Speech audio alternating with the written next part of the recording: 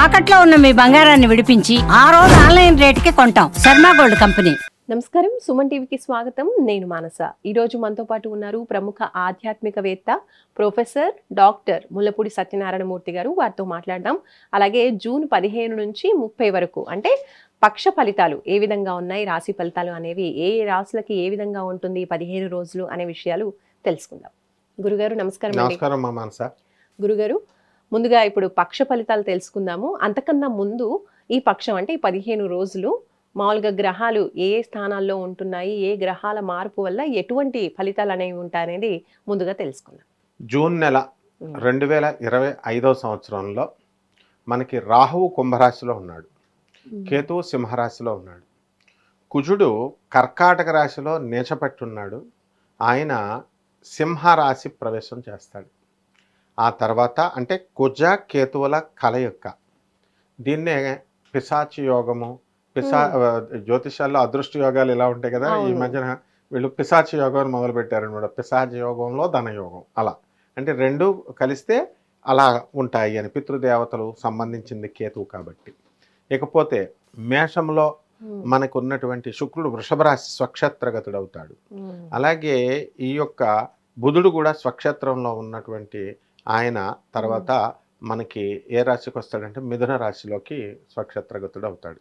గురుడు ఎలాగో అక్కడే ఉన్నాడు, మిథున రాశిలో సంచారము. ఈ విధంగా ఈ యొక్క శని ఏమో మీనరాశిలో ఉన్నాడు. కాబట్టి దీని ప్రభావం వలన మనకి ఎప్పుడైతే ఈ యొక్క శని మీనరాశి సంచారం చేస్తాడో ఈ యొక్క వైరల్ ఇన్ఫెక్షన్స్ అనేటటువంటివి ఎక్కువ అవుతాయి అన్నాం.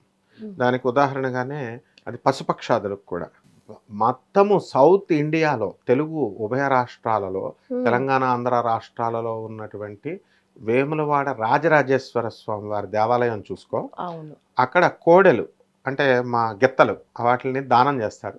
అవి వరుసలో వైరస్ ఇన్ఫెక్షన్ అయినాయి. అంటే ఎప్పుడు వచ్చినది? శని మీనరాశిలో ఉన్నప్పుడే. అంటే మనుషులకు కూడా వస్తాయన్నమాట. అప్పుడే కరోనా కలకలం కూడా కేసెస్ రిజిస్టర్ అయినాయి అన్నారు. సో ఈ శని ఆ విధంగా ఇచ్చేస్తాడు.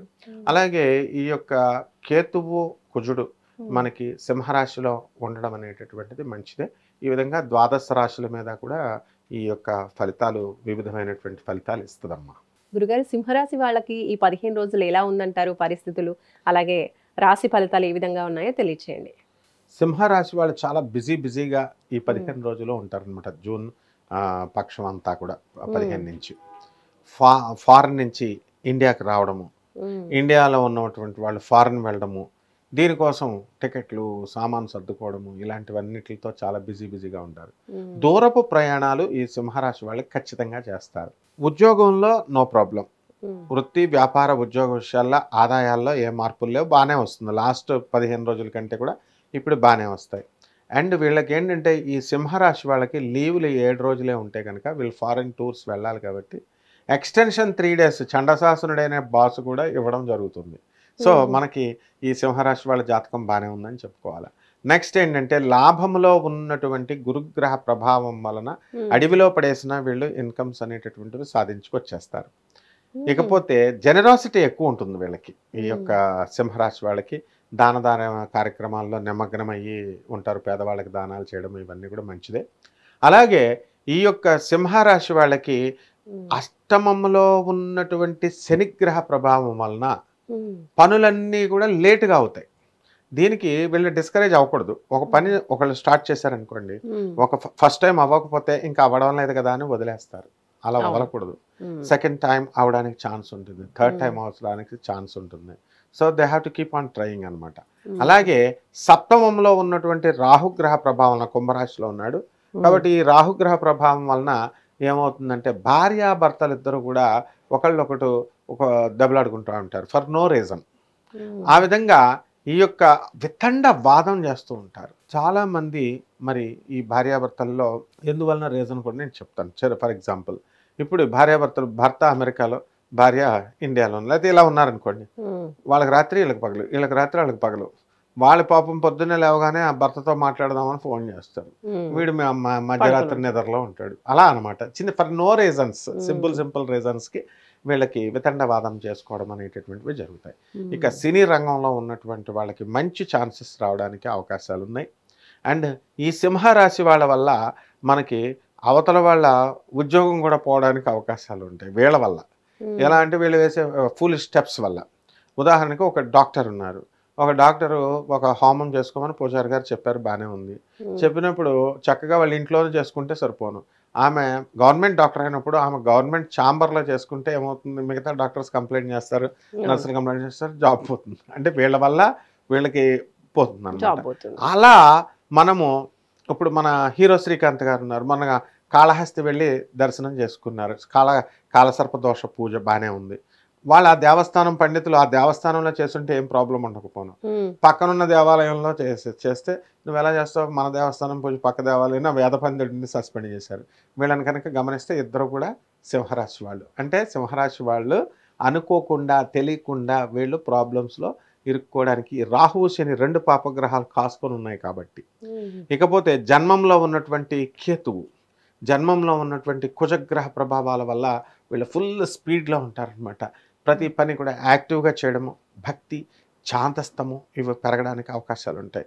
అంటే ఈ యొక్క కేతుగ్రహ ప్రభావం వల్ల మనకి వైరల్ ఇన్ఫెక్షన్స్ అనేటటువంటివి వీళ్ళకి బాడీలో ఉంటాయన్నమాట. అందువలన జాగ్రత్తగా వీళ్ళు ఆ వైరల్ ఇన్ఫెక్షన్స్ రాకుండా మెడిసిన్ తక్కువ వాడతారు సింహరాశి వాళ్ళు. మేమే కదా సూర్యుడు మేమే కదా రవిగ్రహం, సింహరాశికి అధిపతి సూర్యుడు. సో అట్లా, so they have to take medication. ఆ తర్వాత వ్యాపారాలన్నీ బ్రహ్మాండంగా ఉన్నాయి. ఈ ఎలక్ట్రానిక్స్ జోలికి వెళ్ళకూడదు, ఇనప వ్యాపారాల జోలికి వెళ్ళకూడదు. శుభ్రంగా వీళ్ళంతా కలిసి ఈ యొక్క డిపార్ట్మెంటల్ స్టోర్స్, హోటల్స్, రెస్టారెంట్స్ ఇవి మినిమం గ్యారంటీ ఉన్న వ్యాపారాలు ఇవన్నీ కూడా.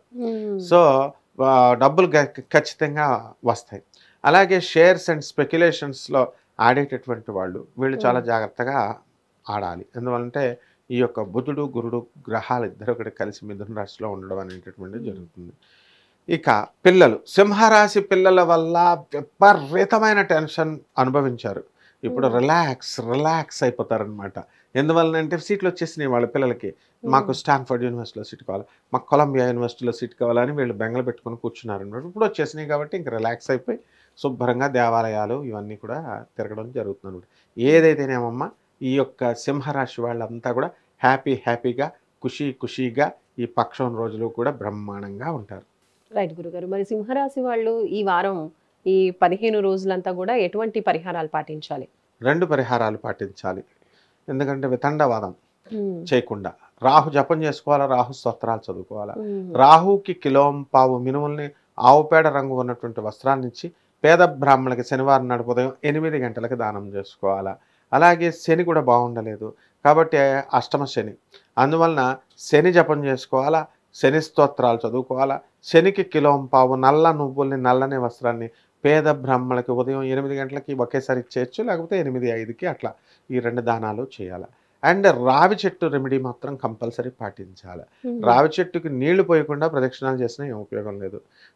నీళ్లు పోయమంటే ఒక బకెట్ నీళ్ళు పోయాలా, ఒక చిన్న స్పూన్ నీళ్లు, ఒక చిన్న రావి చెంబు నీళ్ళు సరిపోవు కాబట్టి చక్కగా సఫిషియెంట్గా నీళ్ళు వేసి ప్రదక్షిణాలు చేస్తూ ఓం శనైశ్చరాయ నమః, ఓం రాహవే నమః అంటూ ఆ రావి చెట్టు చుట్టూ 108 ప్రదక్షిణాలు కనీసం శనివారం నాడు చేయాలి. మిగతా రోజుల్లో వాళ్ళ ఇష్టము 11 సార్లు చేస్తే సరిపోతుంది. ఈ విధంగా చేస్తే ఈ పక్షం రోజుల్లో కూడా వీళ్ళు జెండా పాతేస్తారనమాట. బ్రహ్మాండంగా ఉంటుంది. రైట్ గురుగారు, ధన్యవాదాలు. ధన్యవాదాలమ్మా.